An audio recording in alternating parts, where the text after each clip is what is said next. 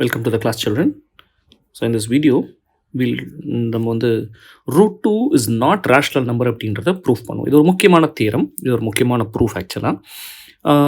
When they say root two is not rational, அப்போ root two வந்து என்ன number? ஆக்சுவலாக அவங்க என்ன ப்ரூஃப் பண்ண சொல்கிறாங்கன்னா, that is prove that root two is irrational. ரெண்டு ஒன்று தான். இப்படி கேட்டாலும் நீங்கள் கன்ஃபியூஸ் ஆகக்கூடாது. Prove that root two is rational அப்படின்னாலும், prove that root two is root two is இர்ரேஷ்னல்னு சொன்னாலும், and prove that root two is not ரேஷ்னல்னு சொன்னாலும் ரெண்டு ஒன்று தான். அப்போ நம்ம இங்கே என்ன எப்படி ப்ரூஃப் பண்ண போகிறோம் அப்படின்னா, நம்ம வந்து ஒரு பியூட்டிஃபுல் அப்ரோச் இங்கே கொடுக்க போகிறோம். இந்த மெத்தடுக்கு பேர் ப்ரூஃப் பை கான்ட்ரடிக்ஷன். இதுக்கு பேர் என்னென்னா ப்ரூஃப் பை கான்ட்ரடிக்ஷன். மேத்தமேட்டிக்ஸில் இதை நிறைய இடத்துல யூஸ் பண்ணுவோம். அதாவது கான்ட்ராடிக்ஷன் அப்படின்னா இதுக்கு முரண்பட்ட ஸ்டேட்மெண்ட் எடுத்து அதை வந்து தப்புன்னு ப்ரூஃப் பண்ணிட்டோம்னா இந்த ஸ்டேட்மெண்ட் ரைட் ஆகிடும். அதாவது I'm going to assume, let us assume, இங்கே என்ன கொடுத்துருக்காங்க, ரூட் டூ இஸ் நாட் ரேஷ்னல்னு ப்ரூஃப் பண்ணணும். நான் எப்படி அஸ்யூம் பண்ண போகிறேன்னா, let us assume root two is rational. Okay, இப்போ நான் ரூட் டூ ரேஷ்னல் அப்படின்னா ரேஷ்னல் நம்பர் எப்படி இருக்கும்? That is root two will be in the form of, very good, a by b, where என்ன அர்த்தம், a and b belongs to integers, முக்கியமாக b not equal to 0, and most importantly a and b are co-prime.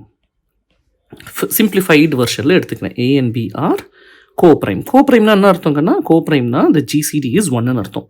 that is the GCD of a and b, GCDன்னு சொல்லுவாங்க, இல்லை HCFன்னு சொல்லுவாங்க. அதோட வந்து 1ஆக இருக்கணும். அதாவது சிம்பிளிஃபைட் ஃபார்மில் எழுதி வச்சுருக்கேன். இப்போ நான் என்ன பண்ணுறேன், root two is equal to a by bன்னு இருக்குது. ஓகேவா, நான் going to square on both sides. Square பண்ணுங்க பார்ப்போம். ஸ்கொயர் ஆன் போத் சைட்ஸ், இது ரொம்ப முக்கியம். நான் எப்படி எழுதணும் அதே மாதிரி எழுத பழகிக்கோங்க. இதில் வந்து இந்த arguments are very important. So it's better to consider this. இந்த கோப்ரைம்ன்ற வார்த்தை இந்த ஸ்டேட்மெண்ட் எழுதியிருக்கணும். இதை பேஸ் பண்ணி தான் நம்ம என்ன பண்ண போகிறோம், டிஸ்ப்ரூவ் பண்ண போகிறோம். பாருங்கள், so square on both sides என்ன வரும், ரெண்டு பக்கமும் ஸ்கொயர் பண்ணால், so I will get 2 is equal to என்ன ஆகிடும், a square by b square. So இதை சிம்பிளிஃபை பண்ண என்ன ஆகிடும் எனக்கு பாருங்கள், I will get b square is equal to a square by 2. அப்படி இங்கே when I have it like this implies a square is divisible by 2, or can I say 2 divides a square? சொல்லலாமா? கரெக்டுங்களா? அதான் மீனிங் இதுக்கு. when 2 divides a square na, this implies 2 also divides a. 2 divides a square na, 2 also divides a. நீங்கள் ஒரு square number வந்து 2ஆல் divide ஆகுதுன்னா ஆக்சுவலாக அதோட ஆக்சுவல் நம்பரும் வந்து இப்போ a ஸ்கொயர்னா, இப்போ 4 ஸ்கொயர் இஸ் டிவிசிபிள் பை 2, அப்போ 4 is also divisible by 2.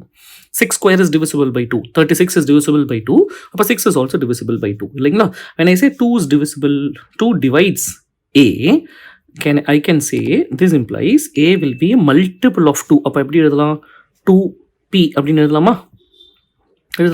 So இதுதான் வந்து முக்கியமானது. So when I say 2 divides a, அப்போது a will be a multiple of 2, அப்போ a will be 2p for some p.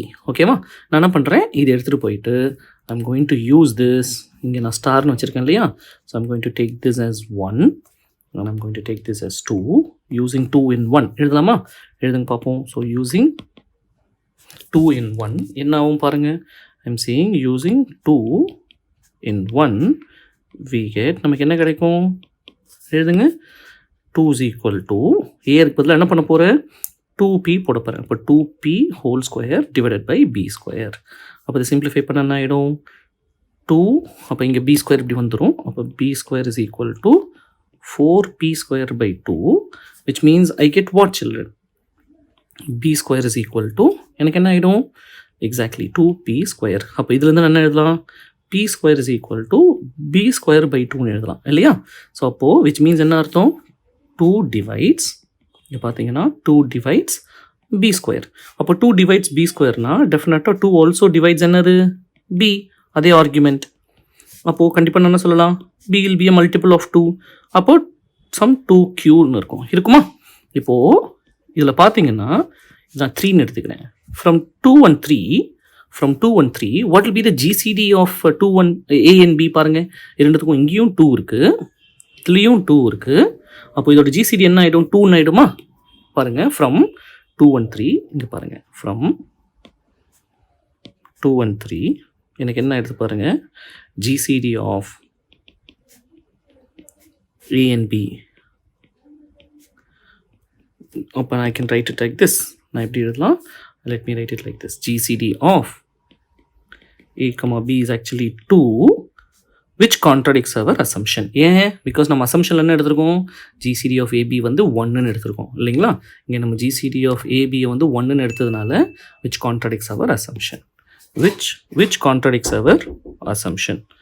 Which contradicts our assumption. But therefore என்னது? Therefore root 2 is not rational. என்ன assumption நம்ம எடுத்திருக்கோம்? root 2 is rational எடுத்திருக்கோம். அதை contradict பண்ணுறதுனால therefore root 2 is not rational அப்படின்னு proof பண்ணலாம். ஓகேங்களா? அதான ப்ரூஃப் பண்ணணும். So hence proved. Okay, so I think it's very clear. நான் உங்களுக்கு என்ன பண்ணியிருக்கேன்? ப்ரூஃப் பை கான்ட்ரடிக்ஷன்ற மெத்தடில் போட்டிருக்கேன். ப்ரூஃப் பை கான்ட்ரடிக்ஷன் மெத்தட் என்னென்னா நம்ம assuming root 2 as a rational and அந்த டெஃபினேஷன் கிளியராக கொடுத்துருங்க and squaring on both sides பண்ணிவிட்டு இந்த 2 ஸ்டேட்மெண்ட்டையும் கரெக்டாக எழுதுங்க. இந்த அண்டர்ஸ்டாண்டிங் கிளியராக இருக்கணும். Simple process. நம்ம அசம்ஷனை தான் கான்ட்ராடிக்ட் பண்ணுறோம். நம்ம அசம்ஷனில் GCD of AB 1ன்னு எடுத்ததுனால இங்கே GCD of AB 2ன்னு வந்திருக்கு. So which contradicts our assumption. therefore root 2 is not rational அப்படின்றது கிளியராக மென்ஷன் பண்ணிடுங்க. இதே மாதிரி root 3 is not rational, root 5 is not rational அப்படின்றத கூட நீங்கள் ட்ரை பண்ணி பார்க்கலாம். ஓகேங்களா? Thanks for watching. Subscribe to the channel for more videos.